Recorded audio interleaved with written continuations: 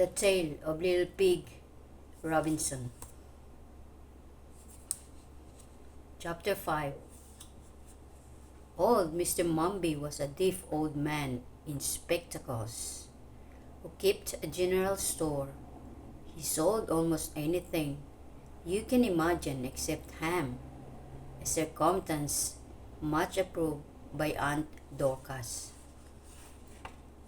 It was the only general store in Stymouth where you would not find displayed upon the counter a large dish containing strings of thin, pale-colored, repulsively uncooked sausages and rolled bacon hanging from the ceiling. "What pleasure," said Aunt Dorcas feelingly. "What possible pleasure can there be in entering a shop where you knock your head against a ham? A ham that may have belonged to a dear second cousin." Therefore, the aunts bought their sugar and tea, their blue bag, their soap, their frying pans, matches, and mugs from old Mr. Mombi. All these things he sold, and many more besides, and what he did not keep in stock, he would be obtained to order. But yeast requires to be quite fresh. He did not sell it. He advised Robinson to ask for yeast at a baker's shop. Also, he said it was too late in the seasons to buy cabbage seeds. Everybody had finished sowing vegetable seeds this year. Worsted for darning he did sell, but Robinson had forgotten the color.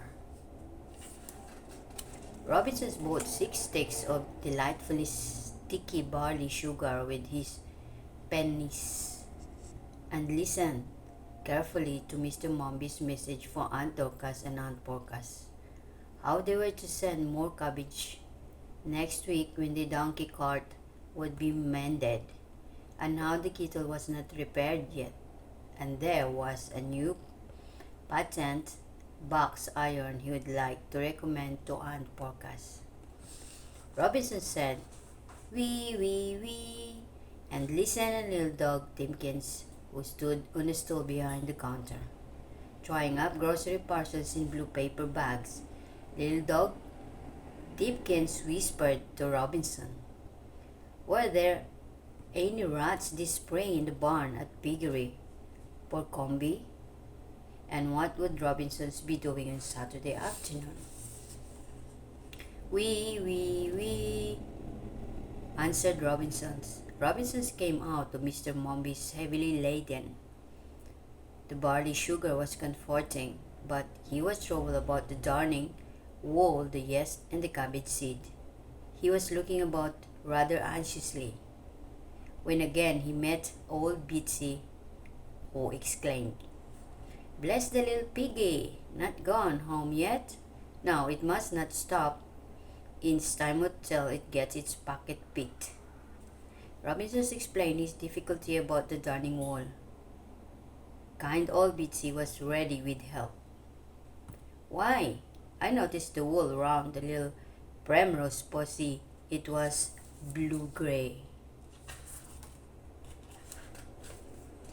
color like the last pair of socks that I knitted for Sam. Come with me to the wool shop, Fleecy Flock's wool shop. I remember the color." "Well, I do," said Betsy.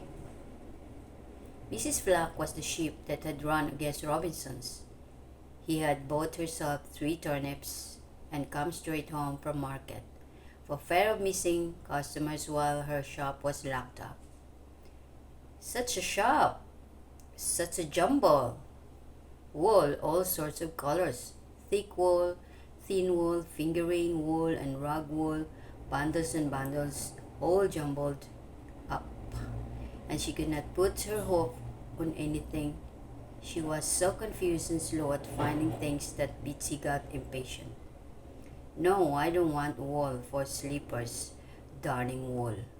Fleecy darning wool, same color as I bought for my son's socks."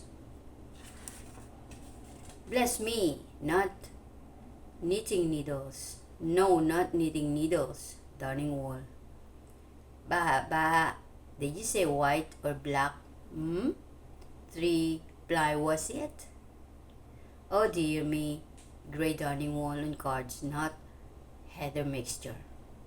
Oh dear me, Grey Darning Wall on cards, not heather mixture.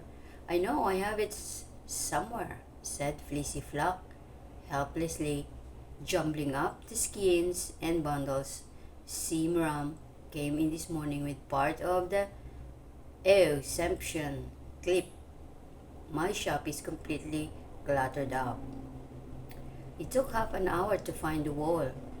If Bitsy had not been with him, Robinson's never would have got it. Is it that late? I must go home, said Bitsy.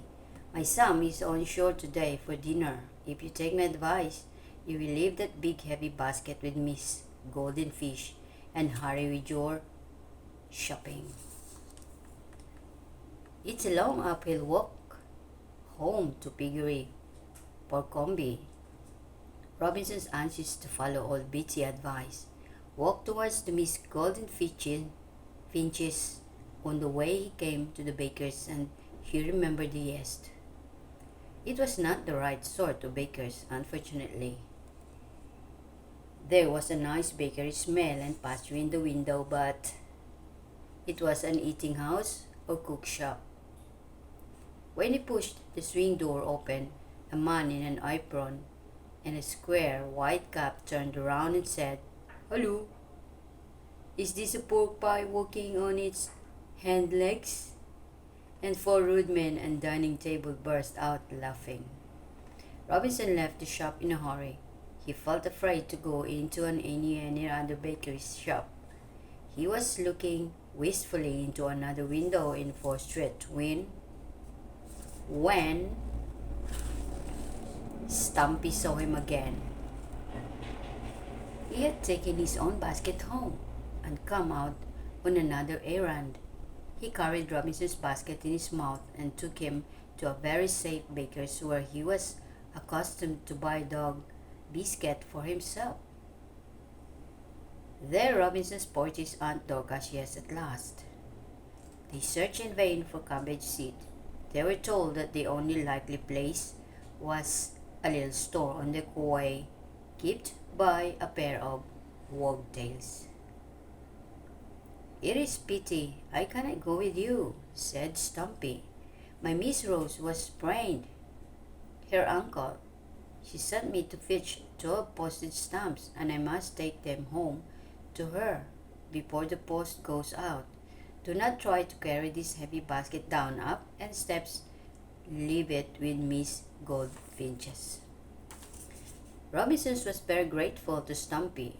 The 2 Miss Goldfinches kept a tea, and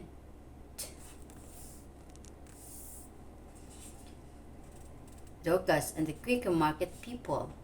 Over the door was a signboard upon which was painted a fat green bird called Contented Siskins, which was the name of the coffee tavern. They had a stable where the carriage donkey rested when it came into time out with the washing on Saturdays. Robinson looked so tired that the elder Miss Goldfinch gave him a cup of tea, but they both told him to drink it up quickly. "Wee, wee, wee, yuck, yuck," said Robinson, scalding his one nose. In spite of their respect for Aunt Dorcas, the Miss Goldfinches disapproved of his solitary shopping, and they said that the basket was far too heavy for him. "Neither of us could lift it," said elder Miss Goldfinch, holding out a tiny claw. "Get your cabbage seed and hurry back. Simram's pony gig is still waiting in our stable. If you come back before he starts, I feel sure he will give you a lift. At all events, he will make room for your basket under the seat and pass his pedigree or come be run away now." "Wee, wee, wee," said Robinson. Whatever were they thinking of to let him come alone? He will never get home before dark," said the elder Miss Goldfinch. "Fly to the stable, Clara. Tell Simram's pony not to start without the basket." The younger Miss Goldfinch flew across the yard. They were industrious, sprightly little ladybirds who kept lump sugar and thistles, said, as well as tea in their tea caddies. Their tables and china were spotless clean.